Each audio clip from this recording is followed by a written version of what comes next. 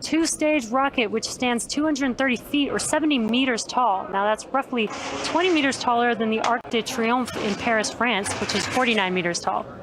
Now, when it's fully fueled, it'll hold just over 1 million pounds of propellant that the vehicle will burn through in less than 3 minutes after liftoff.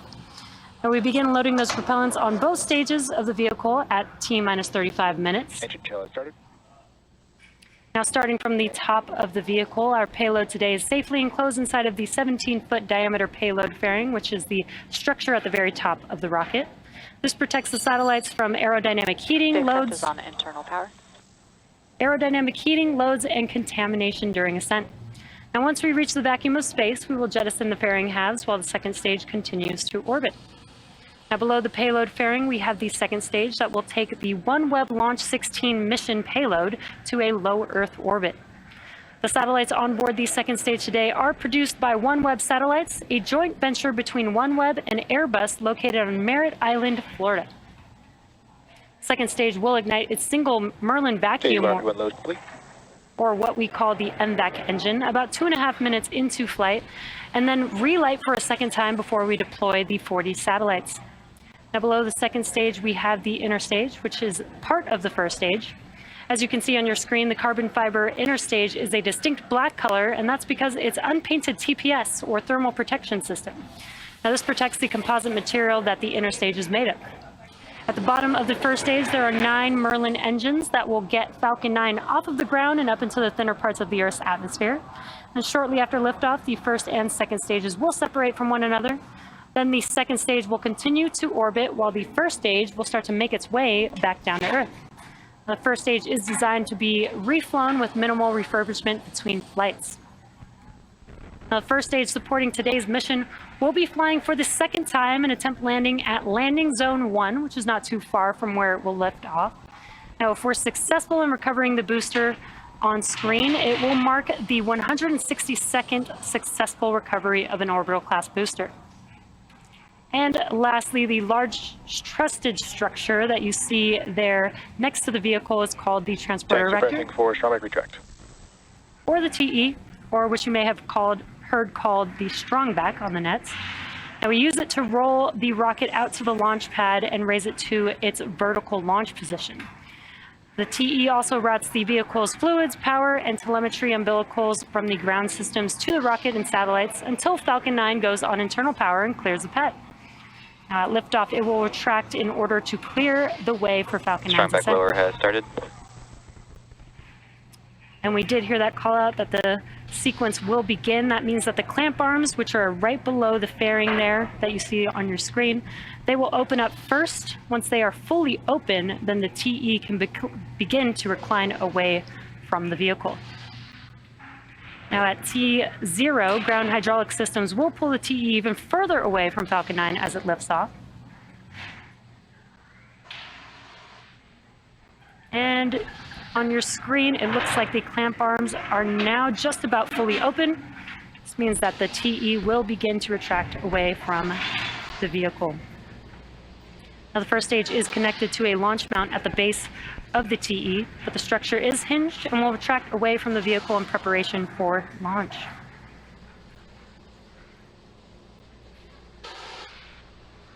And it is just very slight on your screen, but the TE should be almost fully reclined at this point. So at this point in the countdown, both the first and second stages are nearly fully loaded with 1 million pounds of kerosene fuel and liquid oxygen. Both first stage and second stage should finish prop loading about a minute apart from each other. The first stage coming up here at the T-minus 3 minute mark. Second stage will be about a minute afterwards at the T-minus 2 minute mark. And perfect timing, there's that call out. That liquid oxygen loading is complete on the first stage.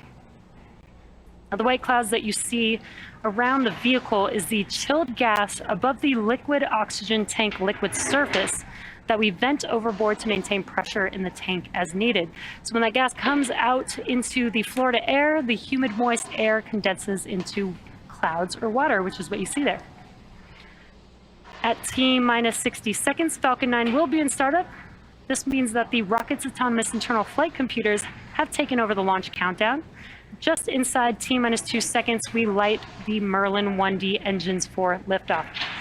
The OneWeb Launch 16 payload continues to be healthy, and the Falcon 9 team is tracking no issues on the vehicle. Weather is still looking good for T0, and the range is green for launch. So if for some reason we do not launch today, we do have a backup opportunity on Tuesday, January 10th at 11:45 p.m. Eastern Time.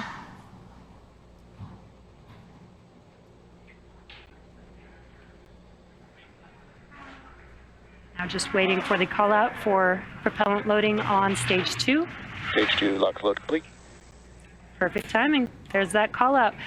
With prop loading complete on stage 2, that concludes propellant loading on Falcon 9, which means it's now fully loaded with 1 million pounds of kerosene fuel and liquid oxygen. Now you can kind of see a lot more of those white clouds that I mentioned on your screen. Yes, launch closeouts. That is because we are venting out the liquid oxygen line on that transporter erector. We are just clearing out the line in preparation for liftoff. Coming up next is Falcon 9 in startup. Again, that will be where the internal flight computers take over the launch countdown. That is because this Falcon 9 vehicle is autonomous.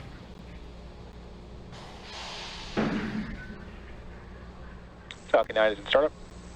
And great news, Falcon 9 is now in startup. We are now just waiting for the launch director's final call. SpaceX launch director, go for launch. And excellent news, all systems are go for launch of Falcon 9 with the OneWeb Launch 16 mission payload.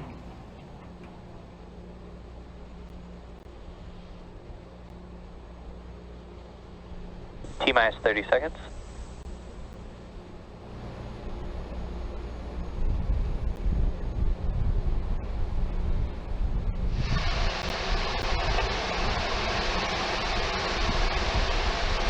Seconds. T-minus 10, 9, 8, 7, 6, 5, 4, 3, 2, 1. Engines full power.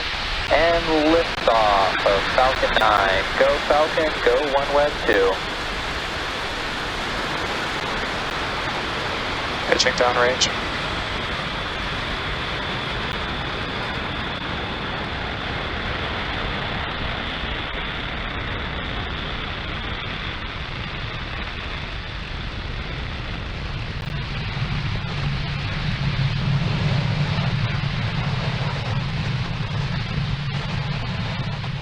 Falcon 9 has successfully lifted off from Pad 40 at Cape Canaveral, carrying the OneWeb Launch 16 mission payload.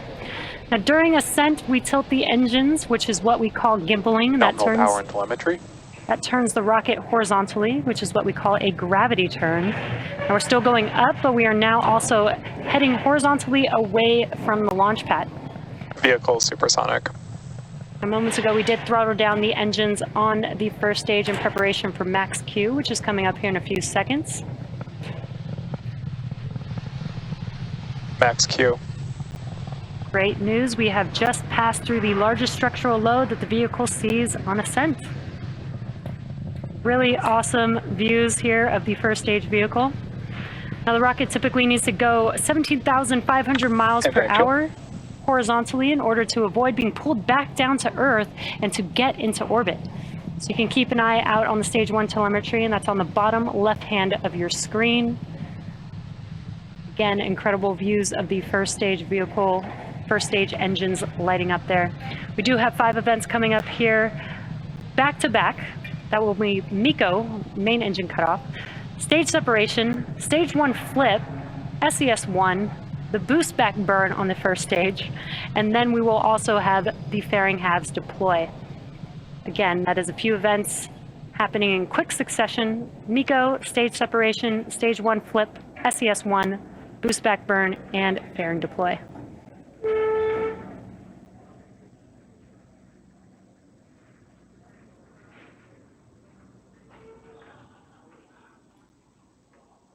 And MECO. Stage separation confirmed.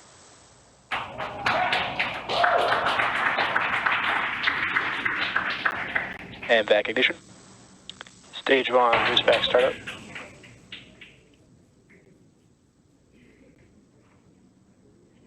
There we have just seen all of those events, really cool views. We had MECO, stage separation, stage 1 flip, which you can kind of see in the background of the second stage vehicle's view. Awesome view here of the first stage in its boost back burn right now. We also had second stage engine startup 1, which is that MVAC engine lighting up on the right-hand screen. Now next up will be the conclusion of the first stage boost back burn, and then shortly after followed by the fairing deploy.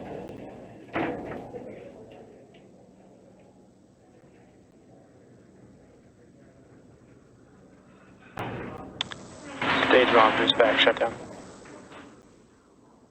And there you can see on your left-hand screen as those engines shut down on the first stage. That concludes the boost back burn for the first stage vehicle.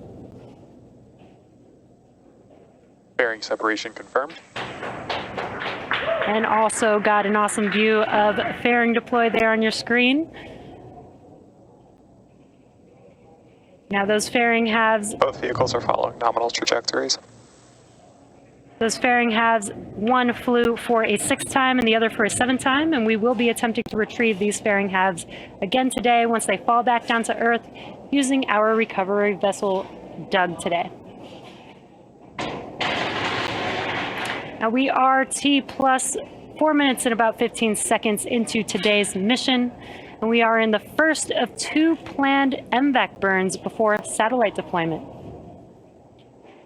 Now on your screen on the left-hand side is a view from the first stage. It is a little bit dark there, but when we do come up on the entry burn, which is at T plus 6 minutes and 20 seconds, you should see those 3 engines reignite on your screen.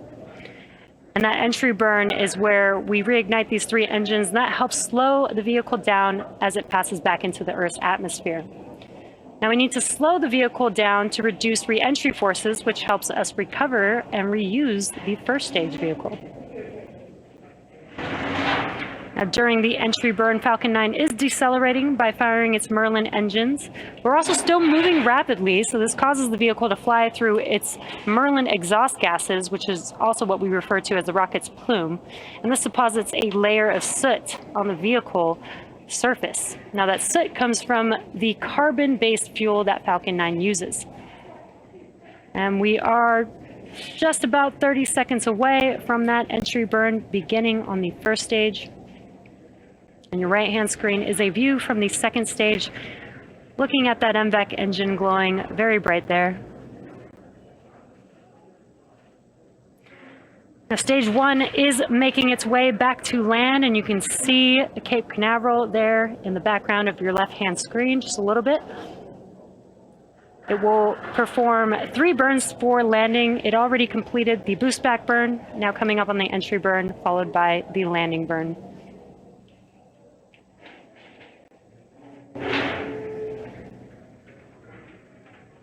Stage 1, entry burn startup. Great news, as you heard that call out and can see on your screen, we have reignited 3 of the 9 M1D engines on the first stage. That's the center E9 engine, followed by the E1 and E5 engines. Stage 1, entry burn shutdown. Stage 1 FTS is saved.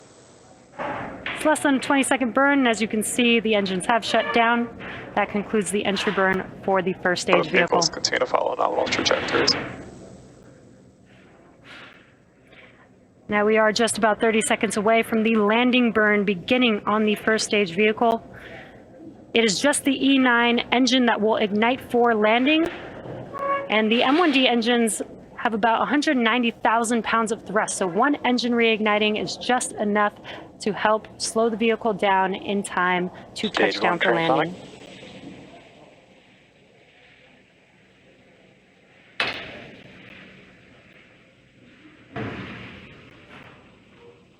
Stage 2 FTS is saved. Stage 1 landing burn.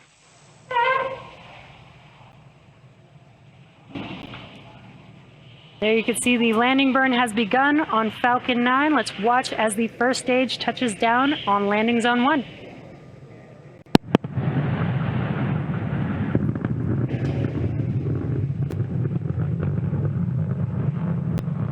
Landing leg deployed.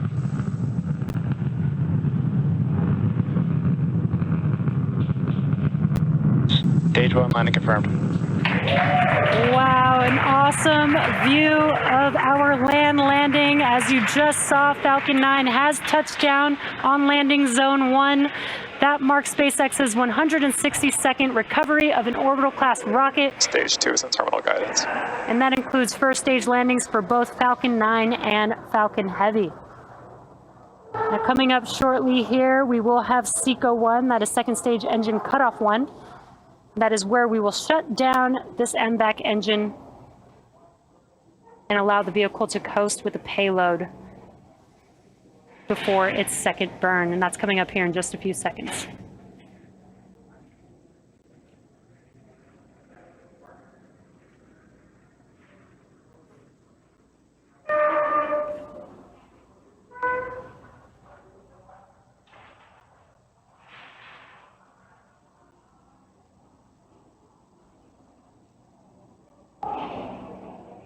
Nominal orbit insertion. And great news, we have had SECO 1 as well as that call out confirming a good orbit.